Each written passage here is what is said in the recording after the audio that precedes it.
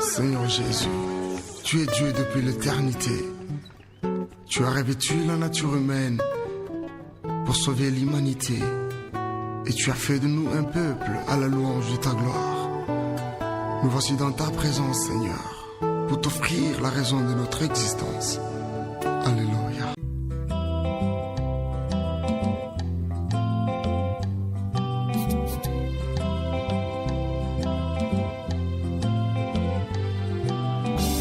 Amour véritable, amour parfait, tu es éternel, amour parfait.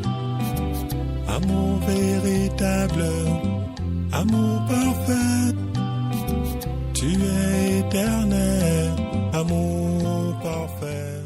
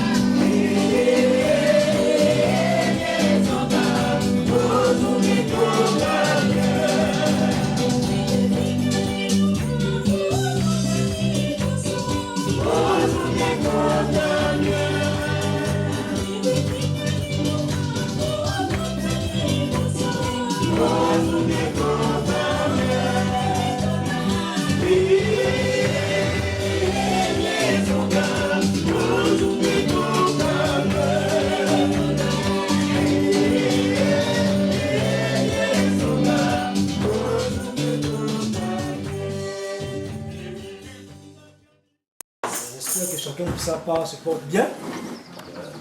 Rendons grâce au Seigneur ce matin pour ce changement dans la façon de faire. De temps en temps, il faut changer un peu comme ça.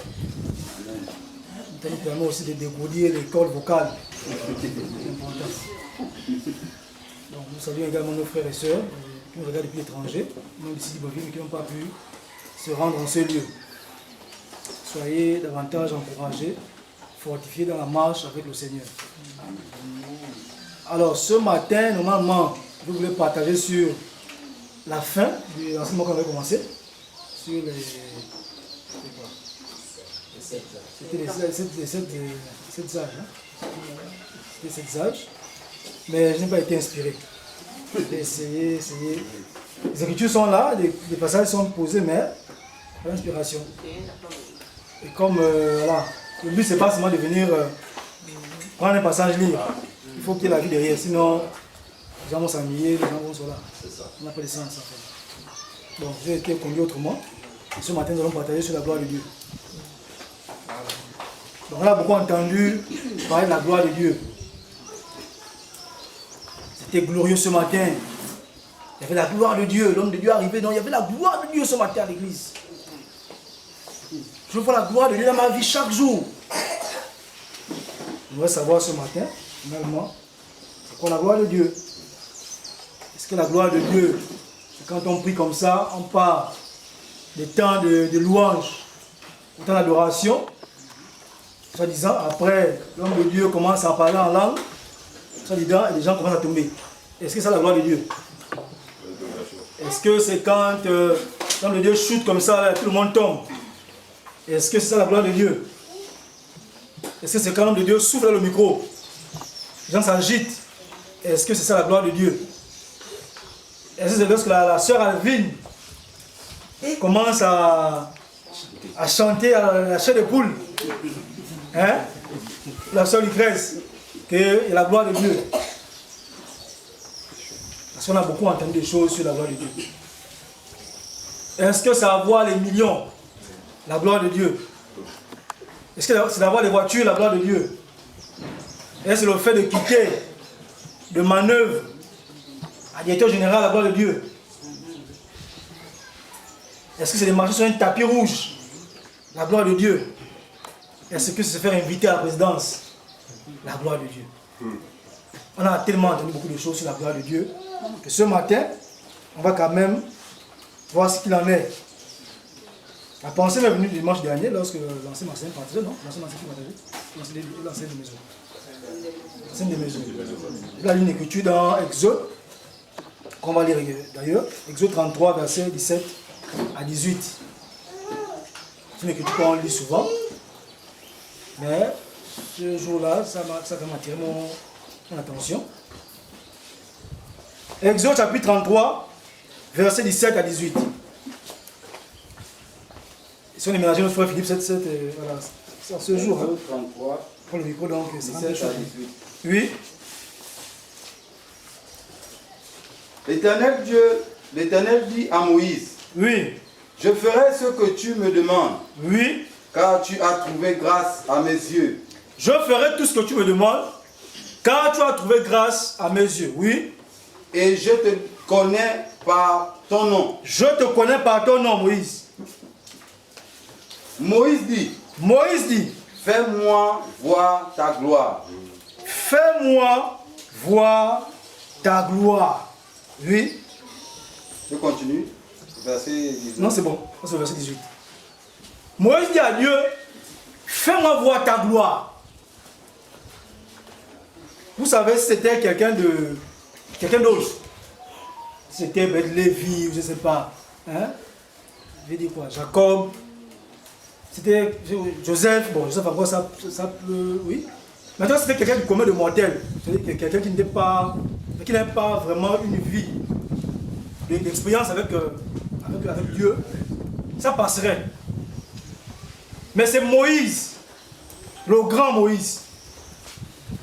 Le grand Moïse qui dit à Dieu, fais-moi voir ta gloire. Ça va attirer mon attention d'une fois, c'est pas possible. Comment Moïse peut demander à Dieu de lui faire voir sa gloire? Et pour comprendre pourquoi je me suis posé cette question, on va faire un petit retour sur la vie de Moïse. On va lire Exode chapitre 7. Exode 2, pardon. Exode 2. Exode 2. Verset 1 à 10. On va dire un peu. Verset 1 à 10. Un homme de la maison de Lévi avait pris pour femme une fille de Lévi. Donc la tribu de Lévi, c'était une des 12 tribus d'Israël. Et au sein de cette tribu, on dit qu'il y a un homme de cette tribu qui s'attachait à une autre femme de la même tribu. Oui. Cette femme devint enceinte. Oui. Et enfanta un fils. Oui. Elle vit qu'il était beau. Qu'il était beau. Et elle le cacha pendant 3 mois. Oui. Ne pouvant plus le cacher, oui. Elle prit une caisse de jonc qu'elle enduisit de bitume oui. et de pois. Elle lui mit l'enfant oui. et le déposa parmi les roseaux oui. sur le bord du fleuve. Oui. Verset 4. Oui. La sœur de l'enfant se tint à quelque distance pour savoir ce qui lui arriverait. Oui. Verset 5. La fille de Pharaon descendit au fleuve pour se baigner. Et ses compagnes se promenèrent le long du fleuve. Oui. Elle aperçut la caisse au milieu des roseaux. Oui. Et elle envoya sa servante pour la prendre. Oui. Verset 6. Elle ouvrit et vit l'enfant. Oui. C'était un petit garçon qui pleurait. Oui. Elle en eut pitié et elle dit, c'est un enfant des Hébreux. C'est un enfant des Hébreux, oui. Alors la sœur de l'enfant dit à la fille de Pharaon, veux-tu que j'aille te chercher une nourrice oui. parmi les femmes des Hébreux oui. pour allaiter cet enfant? Oui. Va, lui répondit la fille de Pharaon. Et la jeune fille alla chercher la mère de l'enfant. Oui. Au verset 9. La fille de Pharaon lui dit, emporte cet enfant et allaite-le moi. Oui. Je te donnerai ton salaire. La femme prit l'enfant et l'allaita. Oui. Verset 10. Quand il eut grandi, elle l'amena à la fille de Pharaon. Oui. Et il fut pour elle comme un fils. Oui. Elle lui donna le nom de Moïse. Oui. Car, dit-elle, je l'ai retiré des eaux. Verset 11. C'est bon, tu peux t'arrêter là. Merci. Donc ici c'est l'histoire de la naissance de Moïse. Moïse est né dans des conditions vraiment difficiles. En ce sens qu'après la mort de Joseph, le pharaon d'antan va organiser une grande persécution sur le peuple d'Israël. Il va dire à ces sujets, il va leur dire, désormais, les enfants des Hébreux, en fait, pullulent. Il ne faut pas qu'ils deviennent plus nombreux que nous. Et qu'en cas de guerre, ils se lient à nos ennemis et ils font la guerre. Désormais, lorsque ces femmes vont enfanter, si c'est une fille, vous la gardez en vie. Si c'est un homme, vous le tuez. D'accord? Et lorsque le fils de monsieur de la tribu de Lévi est allé s'accoupler avec la fille de Lévi également, c'est un garçon qui est né. De peur que le garçon meure, la jeune sœur a pris Moïse, l'enfant, elle l'a mis dans une pierre de jonc et l'a fait partir dans la rivière.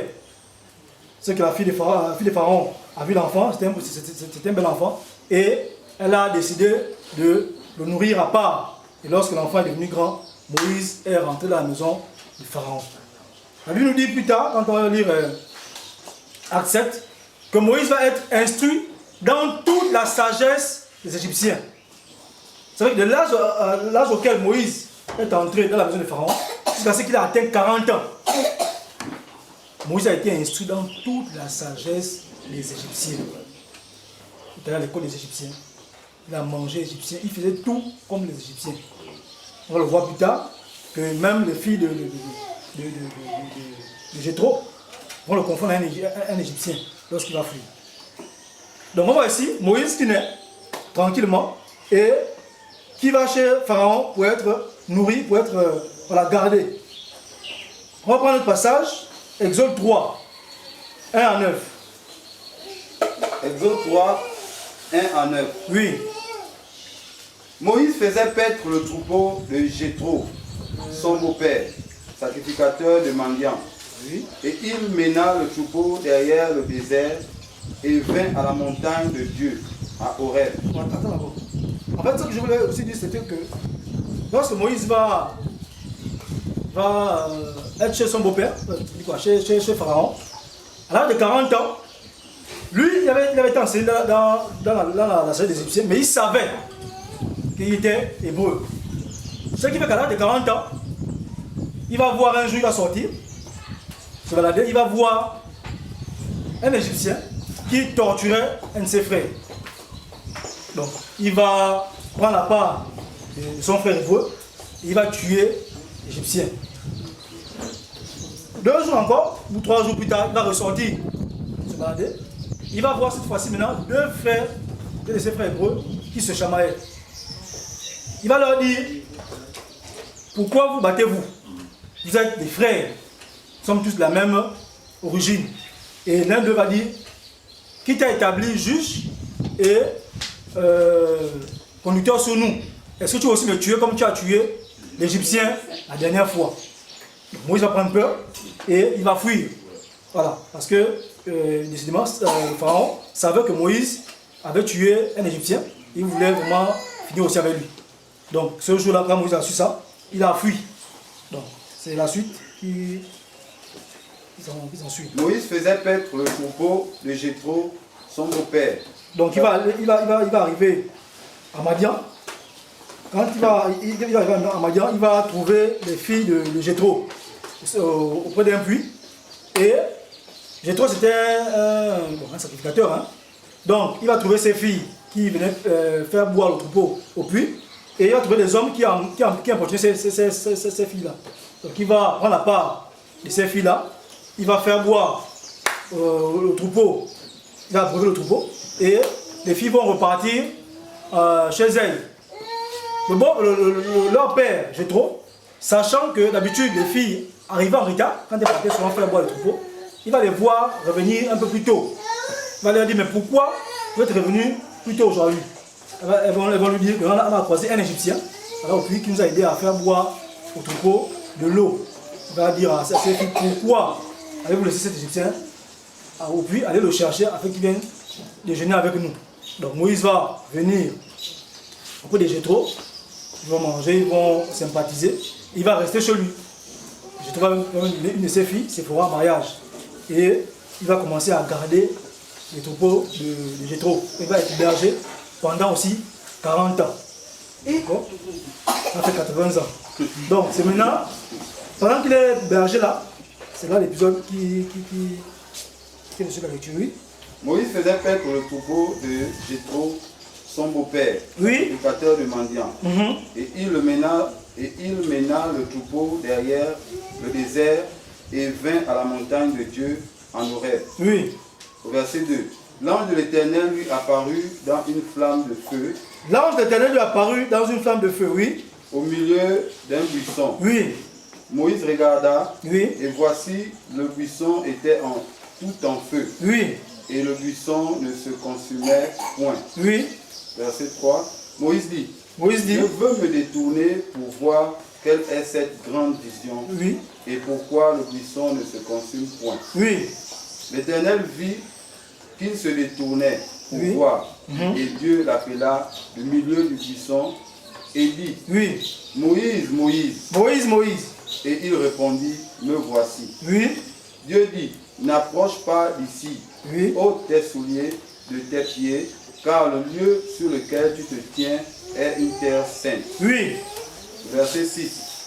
Il ajouta, je suis le Dieu de ton père, oui, le Dieu d'Abraham, le Dieu d'Isaac et le Dieu de Jacob. Oui.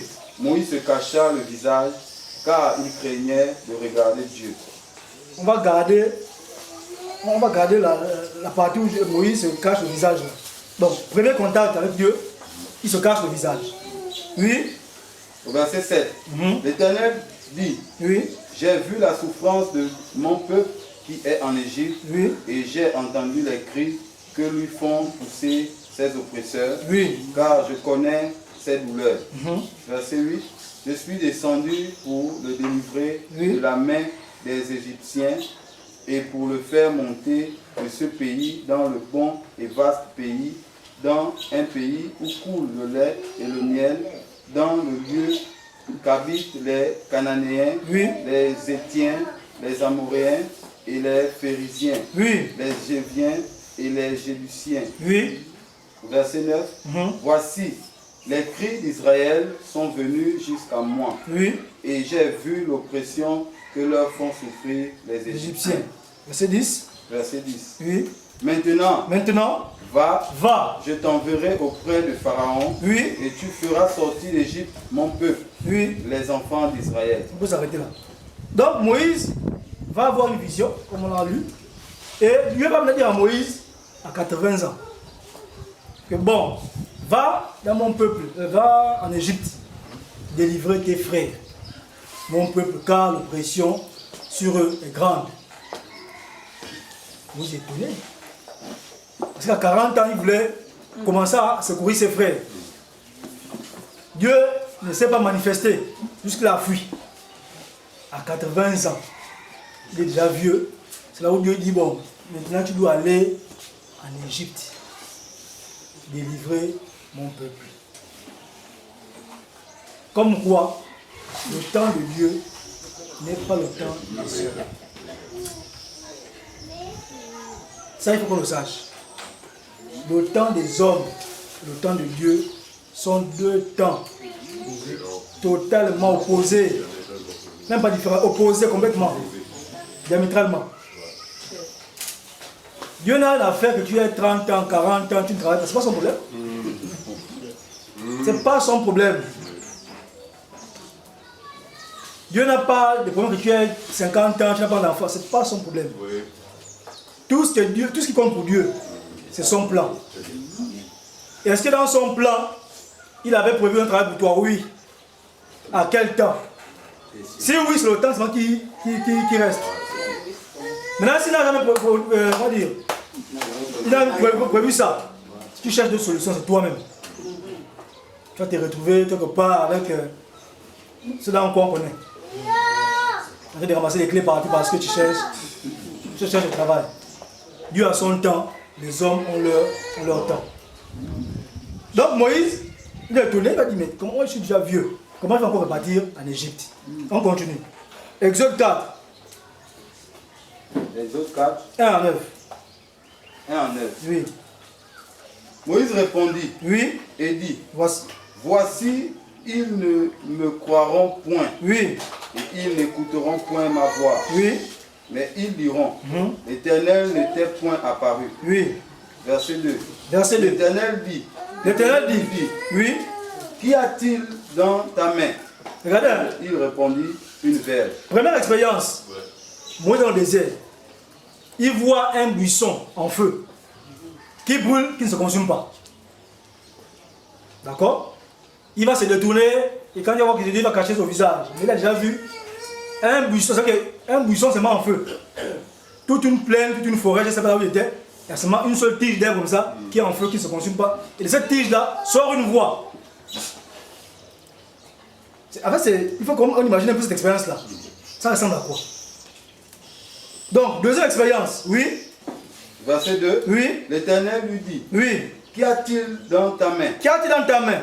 Il répondit. Oui. Une verge. Une verge, un bâton. Au verset 3. Verset 3. L'Éternel dit. Oui. Jette-la par terre. Jette la verge par terre.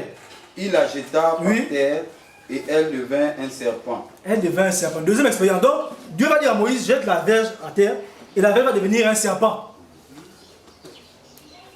Oui. Moïse fuyait devant lui. Oui. Au verset 4. L'Éternel dit à Moïse. Oui. Étends ta main et saisis-le par la queue. Il étendit la main et le saisit et le serpent redevint une verge dans la main, dans sa main. Ça, vous voyez un peu ça.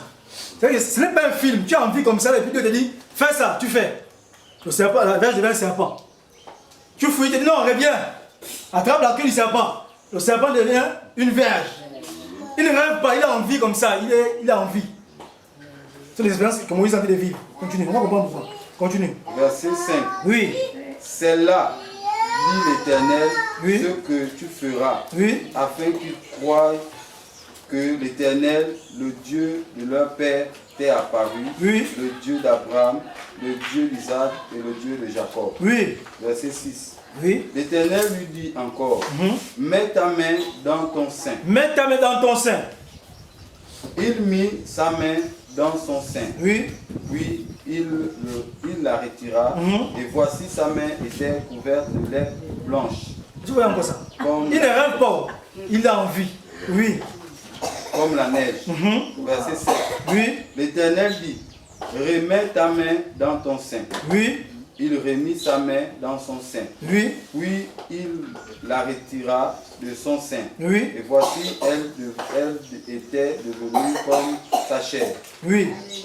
Verset 8. S'il ne te croit pas, dit l'Éternel, et n'écoute pas la voix du premier signe, ils croiront à la voix du dernier signe. Verset 9. S'ils ne croient pas même à ces deux signes et n'écoutent pas ta voix, tu prendras de l'eau du fleuve et la répandras sur la terre. Et l'eau que tu auras prise du fleuve redeviendra du sang sur la terre. Vous voyez, on peut arrêter là. Moïse va vivre ces expériences-là. Finalement, il va bouder, mais il va finalement se rendre en Égypte. Quand il arrive en Égypte, il va faire toutes ces expériences-là devant Pharaon. Donc, il va être témoin des expériences que tout le monde, en fait, n'a pas accès, auxquelles tout le monde n'a pas accès. Il va faire des choses que tout le monde ne vit pas. Exode chapitre 7, versets 8 à 13. Exode 7, versets 8 à 13. Oui. L'Éternel dit à Moïse et à Aaron, Oui. si Pharaon vous parle, Oui. Oui. et vous dit, faites un miracle, tu diras à Aaron, Oui. prends ta verge Oui. et jette-la devant Pharaon. Oui. Elle redeviendra un serpent. Oui. Verset 10. Moïse et Aaron allèrent auprès de Pharaon et ils firent ce que l'Éternel avait ordonné. Oui. Aaron jeta sa verge devant Pharaon et devant ses serviteurs. Oui. Elle devint un serpent. Verset 11. Mais Pharaon appela les sages et les enchanteurs et les magiciens d'Égypte.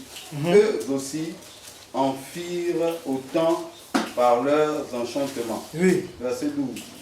Ils jetèrent tous leurs verges et elles devinrent des serpents. Et la verge d'Aaron engloutit leurs verges. Oui. Verset 13. Verset 13. Le cœur de Pharaon s'endurcit et il n'écouta point Moïse et Aaron selon ce que l'Éternel avait dit. On peut s'arrêter là. Donc il faut comprendre que malgré tous ces signes, le cœur de Pharaon va davantage s'endurcir. Mais ce qu'on doit relever aussi, c'est que ces signes ont été faits par le canal de Moïse. C'est qu'à chaque fois que Dieu disait fais comme ça, quand il fait, la chose arrive. Dieu dit fais comme ça, quand il fait, la chose se passe. Est-ce qu'on voit un peu? Malgré ça, on dit que le cœur de Pharaon va s'endurcir. Et on va voir que il va avoir maintenant sur l'Égypte 10 plaies qui lui va frapper. On ne va pas les lire, mais à la maison vous pouvez lire. Donc il y aura la plaie sur les eaux qui sont changées en sang, comme Dieu disait que si il ne vous croit pas, tu vas prendre l'eau dans le fleuve, tu verses et l'eau va devenir le sang. Moïse a expérimenté ça, il l'a vu. Il va avoir l'invasion des grenouilles. Moïse va prier, les grenouilles vont sortir des eaux, vont envahir toute l'Égypte. Dans les marmites, dans les assiettes. Moïse va voir ça avec ses yeux. Il va voir quoi? Il va voir l'invasion des moustiques. Ils vont quitter la plaine là-bas, ils vont venir dans toute l'Égypte. Les moustiques avec les gens maintenant. Il va avoir l'invasion des mouches venimeuses. Tout ça, Moïse a vu ça. Et c'est lui qui était l'auteur, puisqu'à chaque fois, Dieu disait fais comme ça. Il prie. Dieu exauce. Et ça arrive. Il va avoir l'épidémie parmi le bétail. Le bétail qui fait que mourir. Moïse, c'était par lui que Dieu passait. Il va avoir les ulcères purulents. Le pharaon frappé d'ulcère, un roi. Moïse a vu ça de ses propres yeux. Il va avoir la grêle. Moïse a vu ça de ses yeux. Il va avoir l'invasion des sauterelles qui vont terminer toutes les plantes. Moïse va voir ça. Il va avoir les ténèbres sur l'Égypte. L'Égypte divisée en deux. Un côté, les ténèbres, en Gershom, la lumière. Moïse a vu ça. C'est par lui que Dieu passait pour opérer ces miracles, pour opérer ces prodiges. Il va avoir quoi? Il va avoir le dernier fléau, je crois. Il va avoir la mort des nouveau-nés. C'est là où le peuple d'Israël va sortir d'Égypte parce que Dieu va frapper les premiers d'Égypte. Pharaon m'a dit c'est bon, sortez. Tout ça, Moïse a vu. Ils vont sortir d'Égypte, ils vont commencer à courir. Courir. On va prendre un passage. Donc c'est Exode 14. Donc, ce qu'on a lu là, on peut lire ça dans Exode 7, Exode 8, Exode 9, Exode 10, Exode 11, Exode 12. Toutes les informations là. Donc à la maison, vous pouvez calmement regarder ça. Donc Exode 7, 8, 9, 10, 11, 12. Exode 14, on va lire le verset 31. Exode 14, verset 31. Oui, on va lire le verset 31. C'est le dernier verset.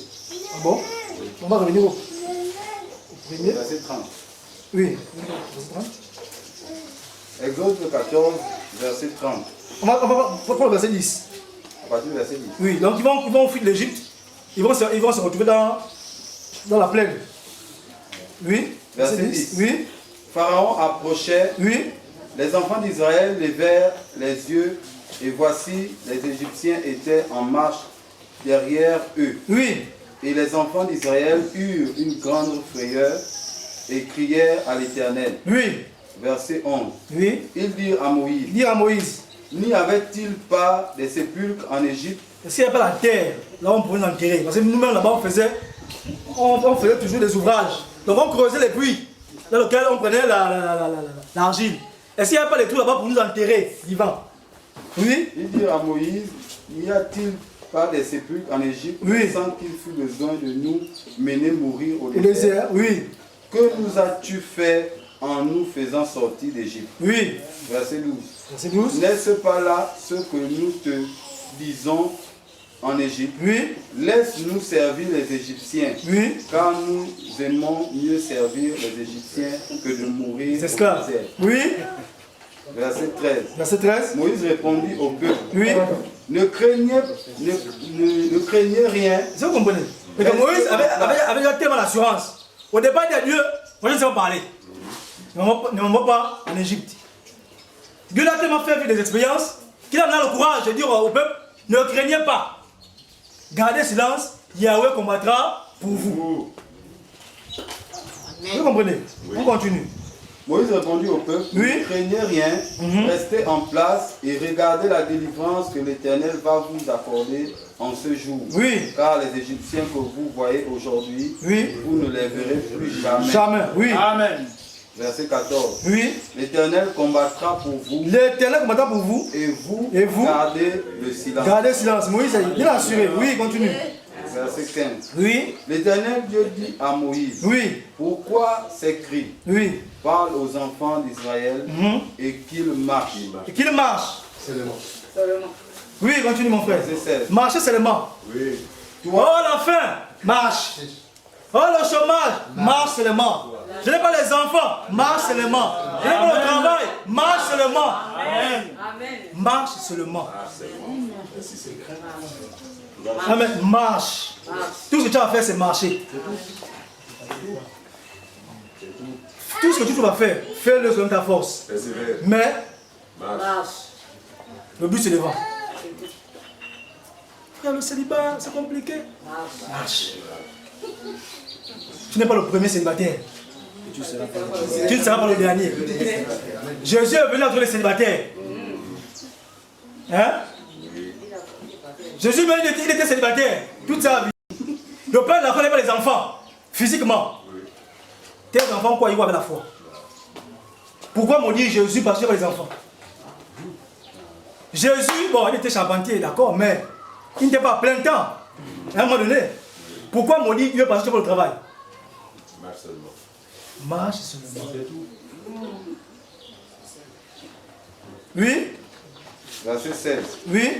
Toi, je réponds. L'Éternel Dieu dit à Moïse, pourquoi ces cris? Oui. Parle aux enfants d'Israël et qu'ils marchent. Qu'ils marchent. Toi, lève ta verge, étends ta main sur la mer et fends-la, et les enfants d'Israël entreront au milieu de la mer à sec.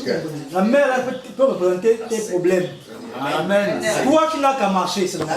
Il y a quelqu'un qui va lever la verge et les eaux vont s'utiliser. Tu vas passer sans te mouiller, sans te faire dévorer par les requins.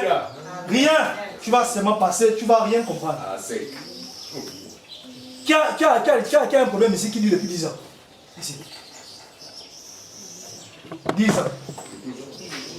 Un problème depuis 10 ans. Jamais réglé. Toujours rien. C'est ça. Même qu'elle marche,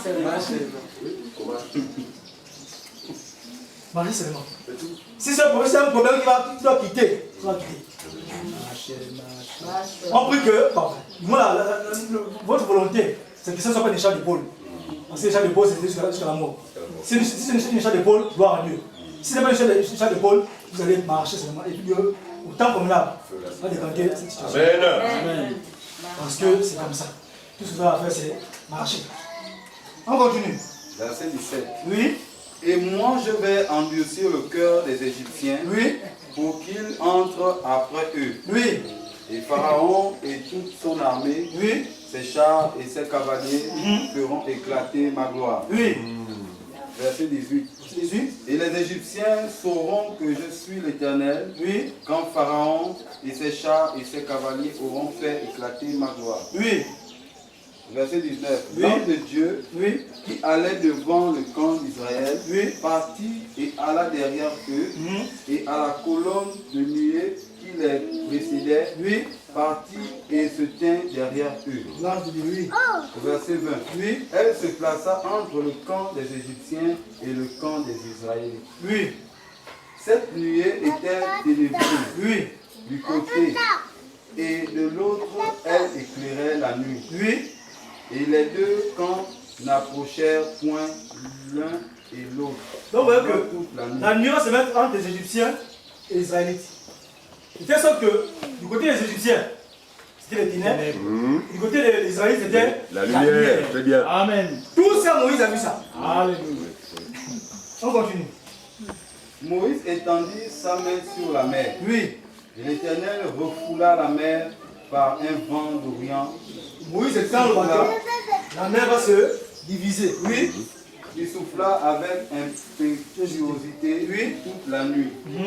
Il mit la mer à sec et les eaux se fendirent. Oui. Verset 22. Les enfants d'Israël entrèrent au milieu de la mer à sec et les eaux formaient comme une muraille à leur droite et à leur gauche. Oui. Verset 23. Les Égyptiens les poursuivirent et tous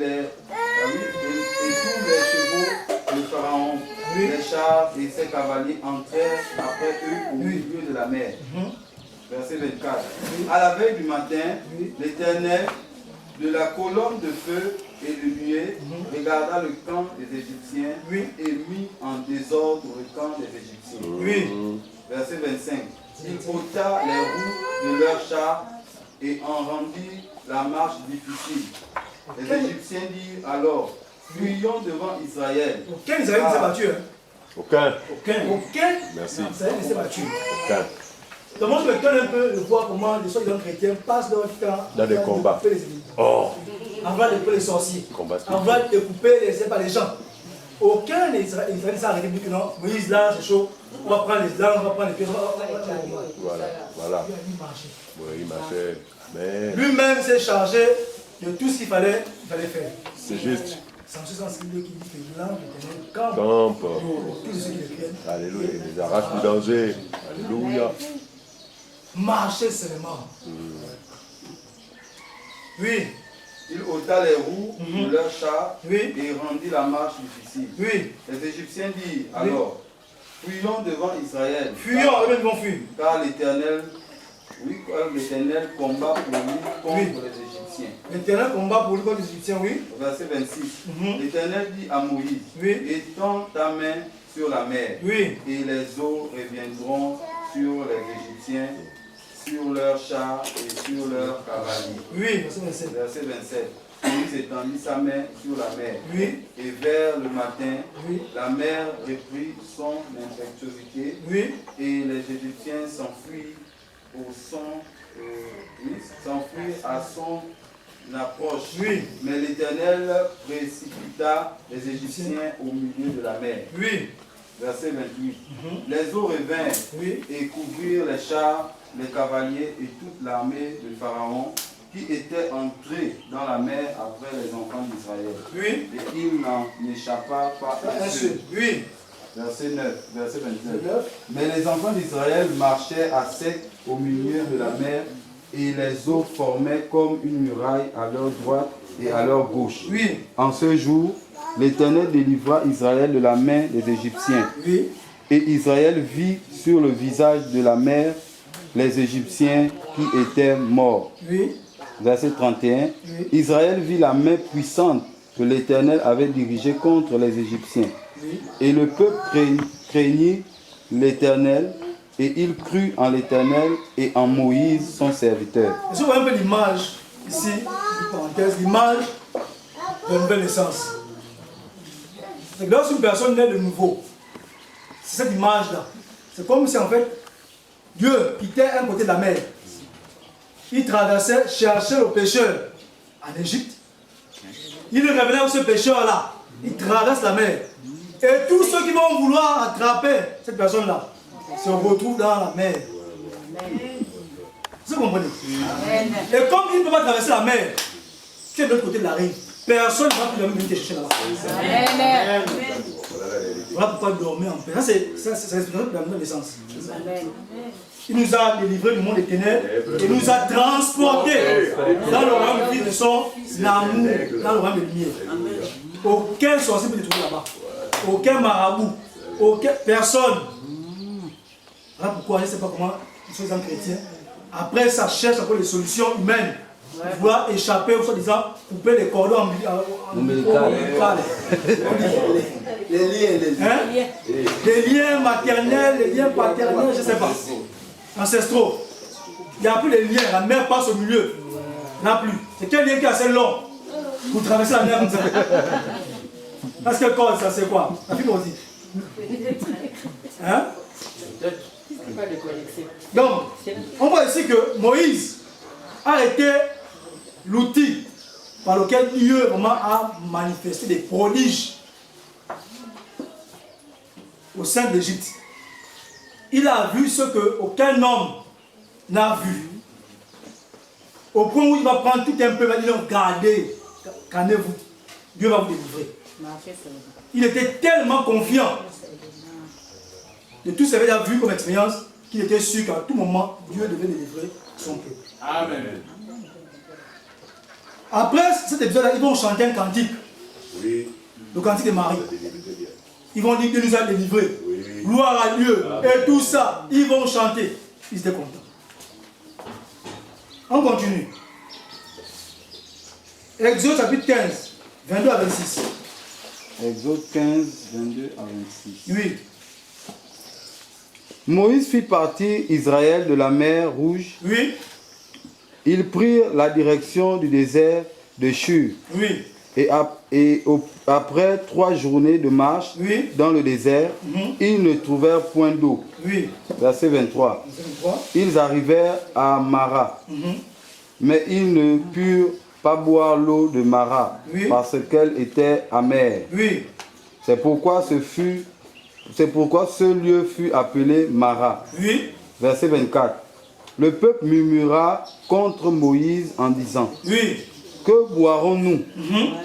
Verset 25. Donc le peuple qui a été bien délivré, c'était content. Même pas une semaine. Ils ont chanté. Ils ont commencé à s'injurer comme Moïse tout le temps. Tu as des problèmes? Nous on était à l'intérieur, on était bien. On peut mourir là-bas, on peut nous enterrer dans les tombes tranquilles. Tu nous amènes ici, c'est quoi ton problème? À peine les chanter. À peine ils ont mis la mer se fendre. Oui, continue. Le cœur de l'homme. Moïse cria à l'Éternel. Oui. Et l'Éternel lui indiqua un bois qu'il jeta dans l'eau. Oui. Et l'eau devint douce. Oui. Ce fut ce que l'Éternel donna au peuple, des lois et des ordonnances. Oui. Et ce fut là qu'il le mit à l'épreuve. Oui. Verset 26. Oui. Il dit, si tu écoutes attentivement la voix de l'Éternel, ton Dieu, si tu fais ce qui est droit à ses yeux, si tu prêtes l'oreille à ses commandements, et si tu observes toutes ses lois, je ne te frapperai d'aucune des maladies dont j'ai frappé les Égyptiens. On peut s'arrêter là. Donc on voit que le cœur de l'homme est tellement mauvais que malgré tout ce que Dieu a fait pour voir l'Égypte, ils ne sont pas été reconnaissants. Là, comment je dis souvent aux gens, quand tu peux faire quelque chose pour quelqu'un, fais-le dans la limite de tes capacités. Ne va pas au-delà, parce que demain, le même homme-là va te dire, tu t'avais demandé d'aller faire ça. Fais ce que tu peux. Si tu ne peux pas, tu ne vas faire. Tu ne vas jamais satisfaire tout le monde. C'est aussi simple que ça. Tu ne pourras jamais satisfaire tout le monde. Même si demain, Olivier décide de faire une grande fête, il va inviter tous les Gabonais, il va pouvoir satisfaire tous les désirs de tous les Gabonais. C'est pas possible. L'homme est comme ça. C'est le cœur de l'homme qui est mauvais. Donc, on voit ici Moïse, qui a une fois de plus, va encore une expérience grandiose. L'eau en mer. Il veut boire de l'eau, Dieu dit prends tes bois, mets dans l'eau. Il met dans l'eau, l'eau devient douce. Quelques temps plus tard, ce Moïse-là, ils vont se retrouver dans une situation de faim, de famine. Ils vont dire à Moïse, nous chez nous, en Égypte, on mangeait les concombres. On mangeait le moulon. On mangeait le caviar. On mangeait le poisson. Toi tu l'amènes ici, on a faim. On mange quoi? Moïse va encore crier à Dieu. Lui c'était un berger, il était habitué au caprice. Si tu as pu supporter les moutons, tu peux supporter les humains. Pendant 40 ans, il a supporté les moutons. Les humains c'est bon. Il a géré. Il a encore crié à Dieu. Seigneur, ta grâce. Ça me dit que Moïse était l'homme le plus patient de la terre. 40 ans l'épuisement. C'est pas 40 jours, c'est pas 40 jours. Non, c'est pas 4 heures, c'est 40 ans, jour pour jour. Donc il va crier au Seigneur et Dieu va faire descendre les cailles. Dieu va faire descendre la manne. Ils vont voir ça comme ça du ciel. Quelque chose comme la manne qui tombe. Depuis que tu es né, la manne. Les cailles, personne. Ils ont vu ça, ils ont mangé, ils ont goûté. Moïse a vu ça. Vous voyez un peu. Malgré ça, Moïse, ils vont quitter là. Ils vont arriver à un niveau, ils vont voir s'ils vont avoir faim. Et Marie et Aaron vont le critiquer. Dieu va dire à Marie que vous là, faites attention avec Moïse, mon serviteur. Parmi vous, c'est un prophète. Je leur parlais en songe. À Moïse, mon serviteur, je lui parle face à face. Est-ce que vous comprenez un peu? Donc Moïse, en fait, a eu des expériences extraordinaires avec Dieu. Tout ce qui s'est passé, c'était pas des songes. C'était face à face. Moïse a bien vécu ça. Mais quand même, quand on voit un peu tout ce que Moïse a vécu avec Dieu, Moïse va dire à Dieu, fais-moi voir ta gloire. Est-ce que ce n'est pas aberrant? C'est là que je voulais en venir.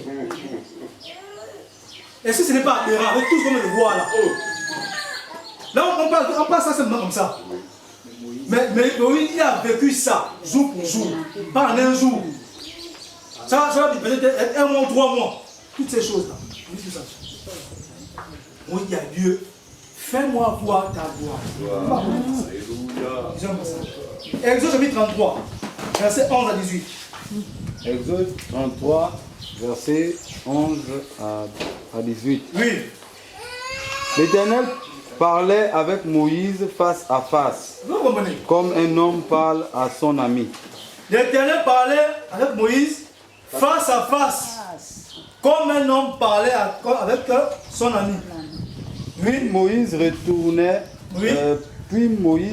retournait au camp. Mais Il y a un faux débat sur la toile, sur cette portion d'écriture.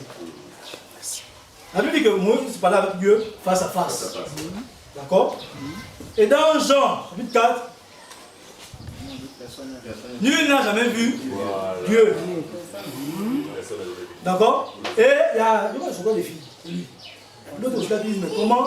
Il y a une contradiction. Comment Jésus dit aux gens que nul n'a jamais vu Dieu. Et vous dites que Moïse parlait avec Dieu face à face. Mais il y a quelle contradiction? Il n'y a aucune contradiction. Aucune. Quand Moïse parlait avec Dieu face à face, quel était l'aspect de Dieu? Dieu s'était représenté sous la forme d'une colonne de nuée la journée et sous la forme d'une colonne de feu la nuit. Donc quand les Écritures disent que Moïse parlait avec Dieu face à face, c'est la colonne qui venait à la table de Moïse comme ça, et Moïse voyait la colonne de nuée, il parlait avec Dieu. Où est la contradiction?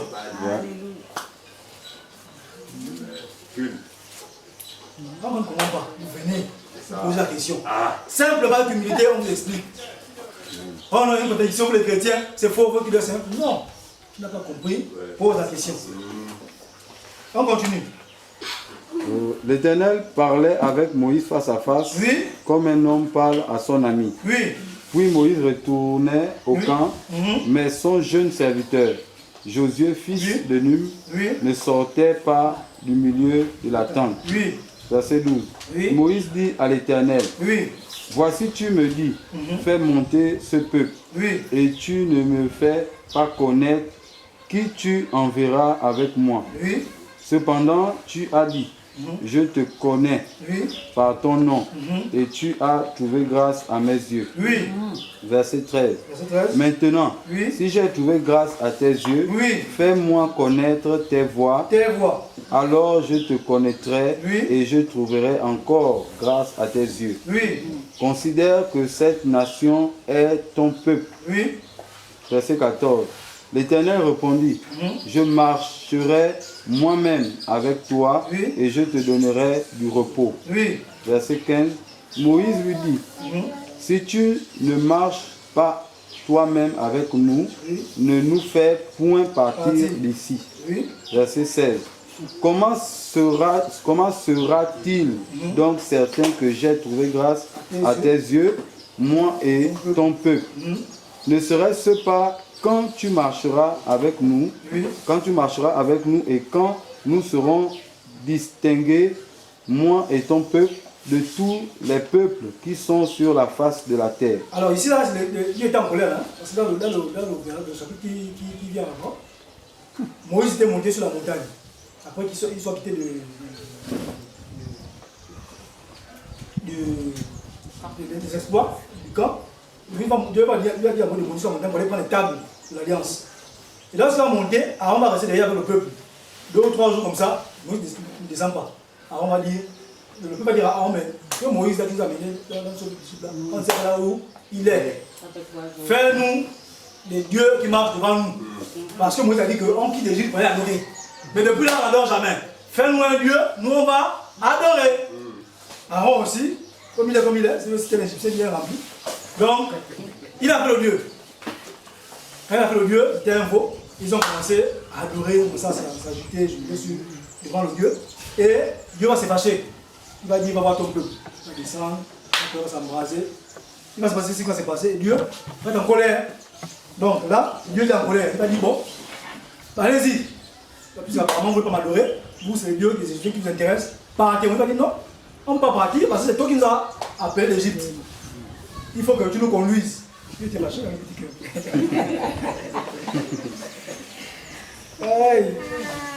Donc, Moïse a dit, finalement, si j'ai trouvé grâce à tes yeux, n'est-ce pas, fais-moi voir ta gloire. Et donc, la question se pose, comment quelqu'un qui a vécu avec Dieu, qui a vécu des expériences aussi extraordinaires, va demander à Dieu de lui montrer sa gloire? Quelle autre gloire? Donc, on comprend donc finalement quelque part que la gloire de Dieu, ce ne sont pas les miracles. La gloire de Dieu, ce ne sont pas les prodiges. Ce n'est pas parce que, soi-disant, l'homme de Dieu fait pousser les pieds aux gens qu'il a la gloire de Dieu. Ce n'est pas parce qu'il met les mains sur toi, tu sens la chaleur sur toi, que tu as la gloire de Dieu. La gloire de Dieu n'a rien à voir avec les prodiges. Sinon, Moïse n'est pas la gloire de Dieu. La gloire de Dieu n'a rien à voir avec les miracles. La gloire de Dieu n'a rien à voir avec les tombés. Parce qu'on a vu qu'il n'y a aucun Israélite n'est tombé tout le temps que Moïse était avec eux. Aucun Israélite, aucun. Moïse n'a imposé les mains à aucun seul Israélite. Donc ce n'est pas ça la gloire de Dieu. Non. La gloire de Dieu, c'est autre chose. Autre chose. Autre chose. Oui, la gloire de Dieu. Non, mais Dieu est puissant. Ce n'est pas la gloire de Dieu. Même pas la promotion sociale. Hein? Dieu n'est pas dans ces choses-là. Dieu était avec les Israélites, les Israélites ont eu faim. Donc la gloire de Dieu, ce n'est pas avoir la nourriture en abondance. Non. Dieu était avec eux, ils avaient soif. La gloire de Dieu, ce n'est pas avoir l'eau en abondance. Non, non. La gloire de Dieu, ce n'est pas habiter à Kanda. Parce que pas une d'eau. Hein?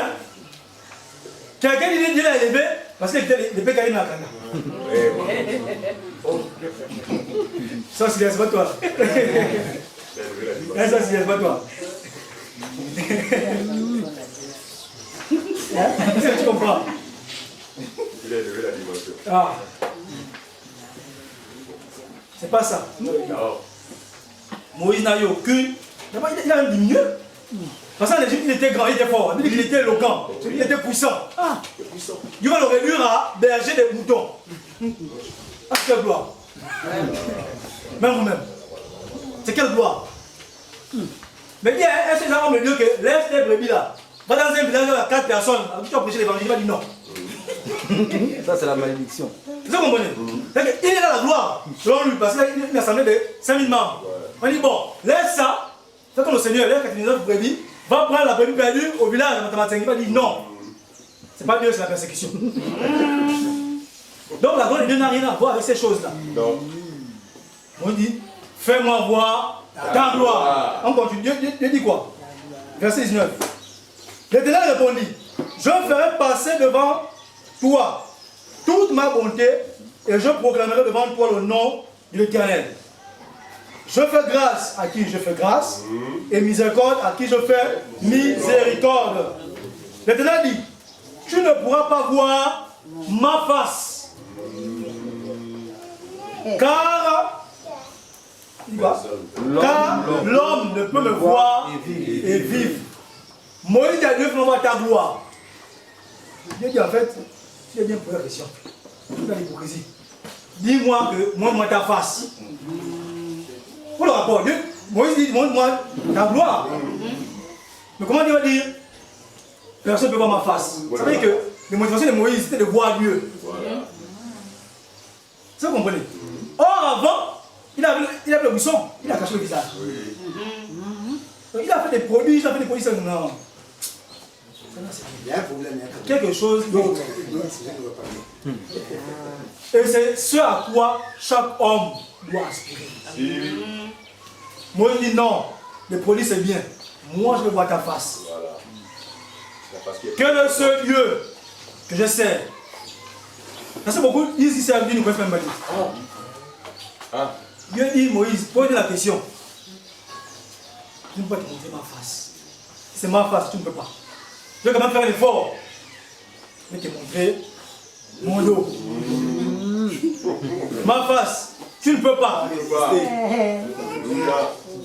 On va comprendre pourquoi. Donc, l'Éternel dit, tu ne pourras pas voir ma face, car l'homme ne peut me voir et vivre. L'Éternel dit, voici un lieu près de moi. Tu te tiendras sur le rocher. Quand ma gloire passera, je te mettrai dans le creux du rocher. Je te couvrirai de ma main jusqu'à ce que j'ai passé. Et lorsque je retournerai ma main, tu me verras par derrière, mais ma face, tu ne pourras pas être vu. Donc, sur ce coup, Moïse, bon, il a quand même vu le dos. Il s'est contenté de ça, il n'était pas satisfait.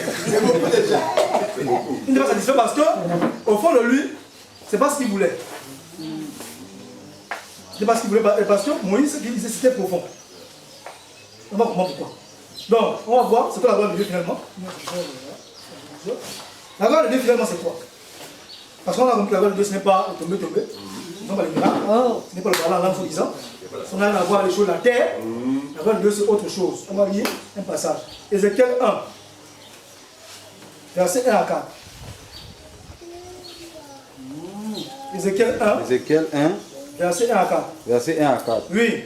La 13e année, le 5e jour du 4e mois, oui. Comme j'étais parmi les captifs du fleuve de Kébar, oui. Les cieux s'ouvrirent. Ah, c'est Ézéchiel qui était déporté. Et juste oui. des visions divines. Donc Ézéchiel va voir les visions. Donc Moïse, Dieu lui parle face à face. Mais Ézéchiel, c'est les petits prophètes. Eux, c'est les visions. Vous comprenez? Eux, c'est les visions. Dieu dit c'est Moïse. Lui, c'est moi, c'est pas sa face. Mais vous là, c'est les visions. Oui. Verset 2. Oui. Le 5e jour du mois, c'était la 5e année de la captivité du roi de Joachim. Oui. La parole de l'Éternel fut adressée à Ézéchiel, oui. Fils de Buzi, oui. Le sacrificateur, dans le pays des Chaldéens. Les Chaldéens, donc en Babylone. près du fleuve de Kébar. Oui. Et c'est là que la main de l'Éternel fut sur lui. Oui. Verset 4. Oui. Je regardais, Et voici, il vint du septentrion Oui. un vent impétueux, Oui. une grosse nuée et une gerbe de feu Oui. qui répandait de tous côtés Oui. une lumière éclatante, au centre de laquelle brillait comme de l'airain poli sortant du milieu du feu. Donc, Ézéchiel va avoir une vision, il va voir un signe prodigieux. D'accord? Quand on lit la suite, il va voir beaucoup de choses. Mais ce qui nous intéresse, c'est le verset 26 et le verset 28. On prend le verset 26 et va à 28. Verset 26. Oui. Au-dessus du ciel qui était sur leur tête, il y avait quelque chose de semblable à une pierre de saphir. Donc il y avait les chérubins, d'accord? Et sur le chérubin, il y avait comme un ciel. On dit qu'au-dessus de ce ciel-là, il y avait en forme de trône. Sur cette forme de trône apparaissait comme une figure d'homme. Comme une figure d'homme. Du haut. Au verset 27, je vis encore comme de l'airain, comme du feu, au-dedans duquel était cet homme, et qui rayonnait tout autour, depuis la forme de ses reins jusqu'en haut, et depuis la forme de ses reins jusqu'en bas. Je vis comme du feu, et comme une lumière éclatante dont il était environné. Verset 28. Tel l'aspect de l'art qui est dans la nuit et un jour de pluie, ainsi était l'aspect de cette lumière éclatante qui l'entourait. C'était une image de la gloire de l'Éternel. On lui fait comprendre que cette image que Ézéchiel va voir, cet homme qui va voir environné de feu éclatant du haut en bas, c'était l'image de la gloire de Dieu, la gloire de l'Éternel. Ça, on voit un peu. Donc, la gloire de l'Éternel ressemble à un humain, un homme qui est étincelant. Ézéchiel chapitre 22, non, Ézéchiel chapitre 3, pardon, verset 22 à 23. Ézéchiel 3, verset 22 à 23. 22 à 23. Oui. Là encore, la main de l'Éternel fut sur moi. Encore. Et il me dit, lève-toi, va dans la vallée, et là je te parlerai. Verset 23. Je me levai et j'allais dans la vallée, et voici la gloire de l'Éternel y apparut, telle que je l'avais vue près du fleuve de Kébar. Donc il a encore vu cette Ézéchiel 43, verset 1 à 7. Il me conduisit à la porte qui était du côté de l'Orient. Verset 2.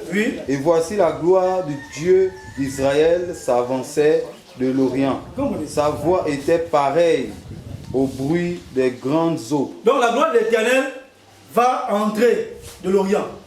La gloire de l'Éternel, sa voix était pareille au bruit des grandes eaux. C'est ça? Continue.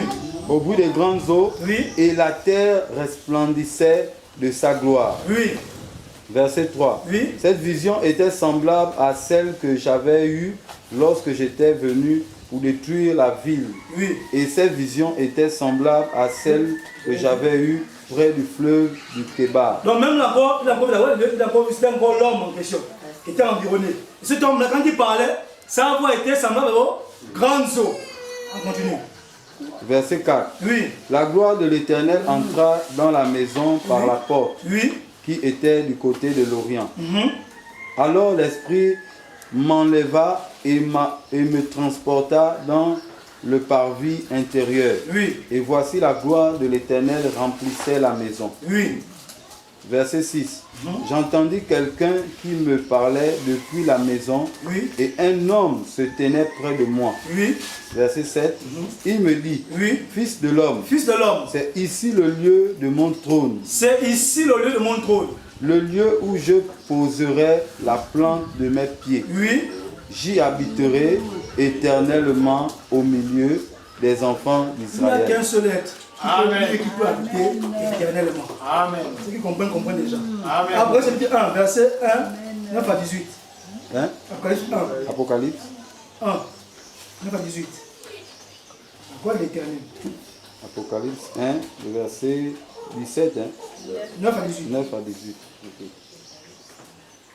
Voilà. Moi, Jean, oui, votre frère, oui, et qui est part avec vous à la tribulation et au royaume et à la persévérance en Jésus. Donc on a vu dans le chapitre 43 là-bas que la gloire de l'Éternel avait une voix. C'était, il avait l'aspect d'un homme et sa voix avait le goût de grandes eaux. Oui, donc tu continues ici. J'étais dans l'île appelée Patmos, oui, à cause de la parole de Dieu, oui, et du témoignage de Jésus. Oui. Verset 10. 10. Je fus ravi en esprit au jour du Seigneur, oui, et j'entendis derrière moi une voix forte comme le son d'une trompette, oui, qui disait: ce que tu vois, écris-le dans un livre, oui, et envoie-le aux 7 églises, à Éphèse, à Smyrne et à Pergame, à Thyatire et Sardes, oui, à Philadelphie et à Laodicée. Oui. Verset 12. Oui. Je me retournais pour connaître quelle était la voix qui me parlait. Oui. Et après m'être retourné, je vis 7 chandeliers d'or. Oui. Verset 13. Et au milieu des 7 chandeliers, quelqu'un qui ressemblait à un fils d'homme, vêtu d'une longue robe et ayant une ceinture d'or sur la poitrine. Oui. Sa tête et ses cheveux étaient blancs comme de la neige, de la laine blanche, comme de la neige. Ses yeux étaient comme une flamme de feu. Oui. Verset 15. Verset 15. Ses pieds étaient semblables à de l'airain ardent, comme on a vu ça dans le passé. Le vent qui s'en vient, les pieds, comme de l'airain ardent. Oui.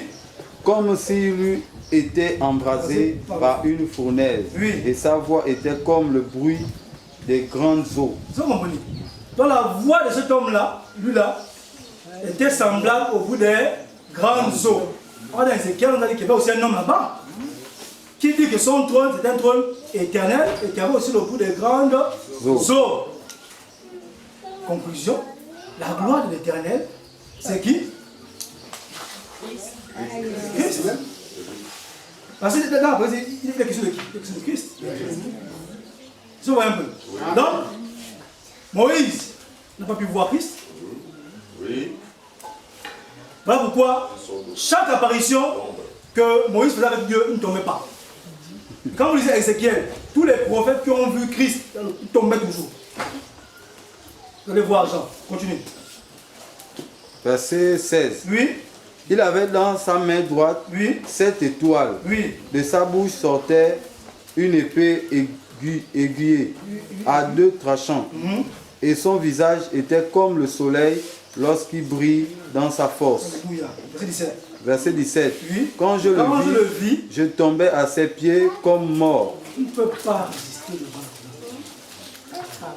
C'est pas possible. Donc tous ceux qui ont vu Christ, comment les gens disent non, j'ai vu Jésus. Non. Tu tombes d'abord. Paul a vu Christ comme ça. Il est tombé. Amen. Tu ne peux pas le voir comme ça. Et même les gens survécu parce que bon, c'est comme la grâce. C'est la grâce. Et quand tu tombes, tu meurs, c'est fini. C'est le décès. Donc on comprend ici que la gloire de Dieu, ce n'est pas d'abord une richesse. Bon, ce n'est même pas une richesse. Ce n'est pas des prodiges, ce n'est pas des miracles. La gloire de Dieu, c'est la personne de Jésus-Christ. Amen.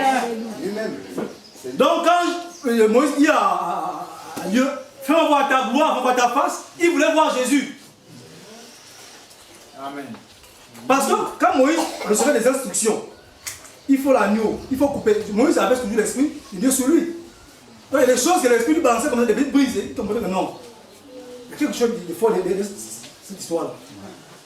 Et il va recevoir par révélation que le peuple d'Israël devait recevoir un Messie. Il va dire, le Seigneur, Dieu vous suscitera de vous un prophète comme moi. Écoutez-le. Il a compris que dans l'histoire là, c'est pas clair. Moi je dois voir cette personne-là. La Bible nous dit que les prophètes qui ont parlé touchant la grâce ont fait de, de cela l'objet de leur investigation. Moïse voulait savoir que c'est qui. Seigneur, montre-moi la face de ce monsieur-là. Moïse savait. Il dit, je vois ta face. Il voulait voir Christ. Il voulait voir Christ. Dieu a dit non. Tu ne peux pas me voir. Pourquoi? Parce que Christ est la fin de la loi. Alléluia. Si tu me vois, il n'y a plus la loi. Voilà pourquoi Moïse n'a pas vu Christ. Si tu me vois, il n'y a plus la loi. Fais juste ta partition. Fais quand même te permettre de voir le lot. Voilà pourquoi Dieu dit que il y a des promesses que les anciens ont vues, les gens savaient de loin. Le lot, il a dit, ah, j'ai quand même vu. Donc Moïse n'a pas vu Christ. Et c'est ce qu'il voulait voir. Parce que le plus important pour Moïse, il savait que avec la loi, on ne peut pas s'en sortir. Il faut que je voie celui qui a voulu cette loi-là, que je sois sauvé. Il a dit à Dieu, montre-moi ta face, je vais être sauvé. Il m'a dit, tu ne peux pas voir ma face. Dans le temps. Vous comprenez? Donc, tous ceux qui, soit disant, vont dans les assemblées, est-ce que vous avez la gloire de Dieu? Est-ce que vous avez la face de Dieu? Question. Tu peux avoir les voitures, tu peux avoir les maisons, c'est une très bonne chose. C'est très bien d'avoir ces choses-là. Nous tous on cherche ça. Mais, avant d'avoir ça, ou encore, à côté de ça, tu dois avoir le plus important. Ça va être pour toi un surplus. Une série sur le gâteau, comme on dit. Si tu n'as pas le gâteau lui-même, ça ne sert à rien. Et Moïse a compris ça. Que malgré les prodiges, malgré les miracles, il me faut le gâteau. Il me faut le gâteau. Je dois voir la gloire de Dieu. Je dois voir sa face. Parce qu'avec ça, je suis sûr. Parce qu'il est là, il dit, comment je trouvais grâce à tes yeux? Pas possible. Si vraiment je trouvais grâce à tes yeux que non, tu m'as fait grâce. Tu vas pas effacer mon nom de vie. Fais-moi voir ta face. Il sait que s'il voit ça, c'est fini. Son sort est scellé. Mais malgré ça, Dieu n'a pas montré sa face. Parce que ce n'était pas son moment. Amen. Amen. Amen. Hébreux chapitre 1, verset 1 à 3. Hébreux chapitre 1, verset 1 à 3. 1 à 3.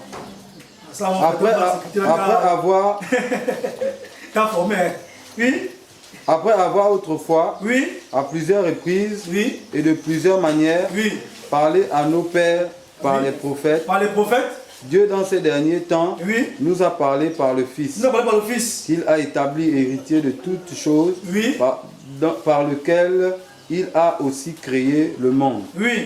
Verset 3. Et qui étant le reflet de sa gloire, il est le reflet de la gloire de Dieu. Quand Philippe dit à Philippe aussi, il tombe dans cette histoire-là. Il dit, Père, Seigneur, montre-nous le Père. Tu as fait les miracles, on a mangé le poisson, c'est bien. Montre-nous le Père, on voit sa face. Jésus a dit, c'est lui qui m'a vu. A vu le Père. Pourquoi? Parce que le Christ, ou encore le Fils, est la gloire de Dieu. Ou encore la gloire du Père. Il va dire que celui-ci est mon Fils bien-aimé. J'ai mis en lui toute ma gloire. Il dit que en Christ habita corporellement toute la plénitude de la divinité. Donc quand on parle de gloire de Dieu, la plénitude de la gloire de Dieu, c'est Christ. Il n'y a pas de connaissance de Dieu sans Christ. Ce n'est pas possible. Quelqu'un va venir là. Ah non. Prenez le sel. Ce n'est pas Dieu ça. C'est pas Dieu. Le citron, c'est pas Dieu. L'hysope, c'est pas Dieu. Hein? Le sel, je ne sais pas. Dieu n'est pas de l'eau en ça. Dieu n'est pas dedans. L'eau en ça, c'est leur business. Ils ont trouvé que bon, quand ils ne donnent pas la bonne aux gens, ils ont lancé leur business, ils font comme ils font. Mais ce n'est pas ça là qui va te montrer la gloire de Dieu. La gloire de Dieu, c'est autre chose. C'est Christ. Et sans l'évangile véritable, il n'y a pas de Christ, il n'y a pas de gloire de Dieu. Tu peux avoir les millions là. Tant que tu as le vrai évangile, tu n'as pas Christ, tu n'as pas la gloire de Dieu. Tu es perdu. Donc, qui est le reflet? et qui étant le reflet de sa gloire et l'empreinte de sa personne, et soutenant toutes choses par sa parole puissante, a fait la purification des péchés. Jean chapitre 1, verset 14. Jean 1, verset 14. Jean 1, 14. Oui. Jean chapitre 1, le verset 14. Oui. Et la parole a été faite chair. Donc Dieu s'est fait chair. Oui. Et elle a habité parmi nous. Parmi nous. Pleine de grâce et de vérité. Grâce et de vérité, oui. Et nous avons contemplé sa gloire. Nous avons contemplé sa gloire. Les gens ont vu qui? Les gens ont vu qui? Jésus. Donc la gloire de Dieu c'est Jésus. Nous avons contemplé sa gloire. On a reçu tout. On a vu ça c'est Christ. Et quand on parle de Christ, c'est sa parole. Voilà, sa parole, la connaissance, la sagesse, la vérité. Voilà la gloire de Dieu. Amen. Tu as rempli la connaissance de la vérité, tu as la gloire de Dieu. Amen. Tu as rempli le Saint-Esprit, tu as la gloire de Dieu. Si tu n'as pas ça, même si tu as des millions, tu as... Amen. Amen. Gloire de Dieu, pas les voitures, s'il vous plaît. Amen. Jean chapitre 6, verset 40. Donc là, si c'est Moïse, pourquoi Moïse a demandé? Simplement parce qu'il savait que il faut voir le Fils. Jean chapitre 6, verset 40. Oui. La volonté de mon Père, c'est que quiconque voit le Fils et croit en lui ait la vie éternelle. Oui. Et je le ressusciterai au dernier jour. Donc, vous avez compris ça? Il fallait qu'il voit le Fils. On voit la vie éternelle. Vous avez compris ça? On a compris que tout ce qu'on fait là, on ne peut pas parvenir à la perfection avec tout ce qu'on fait là. Ce n'est pas possible. Il faut que moi je vois le Fils là. C'est lui qui nous l'a vie éternelle. Et c'est ça que les gens doivent comprendre. C'est que sans le Fils, il n'y a rien. La gloire de Dieu, ce n'est pas les choses de ce monde. Elles sont très importantes parce que nous sommes dans le monde. Mais, comme disait Jésus, premièrement, la gloire de Dieu. Amen. Romains chapitre 8, verset 28 à 30. On termine par là. Romains chapitre 8, verset 28 à 30. 28 à 30. Oui. Nous savons du reste que toute chose concourt au bien de ceux qui aiment Dieu, de ceux qui sont appelés selon son dessein, car ceux qu'il a connus d'avance, il les a aussi prédestinés à être semblables à l'image de son Fils, afin que son Fils fût le premier-né entre plusieurs frères. Verset 30. À ceux qu'il a prédestinés, donc à ceux qu'il a prédestinés, les élus, il les a aussi appelés. Il nous a appelés. À ceux qu'il a appelés, il les a aussi justifiés. Il nous a justifiés. Et ceux qu'il a justifiés, il les a aussi glorifiés. Il les a aussi glorifiés. C'est qu'il a fait il a donné la nature glorieuse. Parce que Christ, c'est la gloire. Et comme nous sommes désormais un seul esprit avec Christ, nous aussi nous sommes désormais glorifiés. Amen. Donc, nous avons la gloire de Dieu dans nos vies. Amen. Amen. Nous marchons avec la gloire de Dieu. Amen. Voilà pourquoi, si les sorciers vous fuient, vous savez comment pourquoi? Voilà. Amen. Ne fuyez plus les sorciers. Voilà. Ils vont fuir eux-mêmes. Les personnes ont bougé au milieu pour les combattre. C'est Dieu lui-même qui a combattu pour eux. Donc désormais, si on dit qui a donné dans sa vie, ici, tout le monde a la gloire de Dieu dans sa vie. Parce que la gloire de Dieu n'a rien à voir avec le matériel, n'a rien à voir avec les voitures, n'a rien à voir avec les choses de ce monde. Amen. La gloire de Dieu, c'est Christ en nous. Amen. Gloire à Dieu. Amen. Amen. Amen. Gloire à Seigneur. Gloire à Dieu.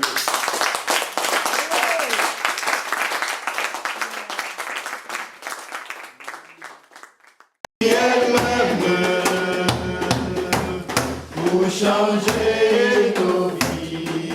Ta parole est puissante. Elle vient nous guérir et délivrer. Elle se suffit elle-même pour changer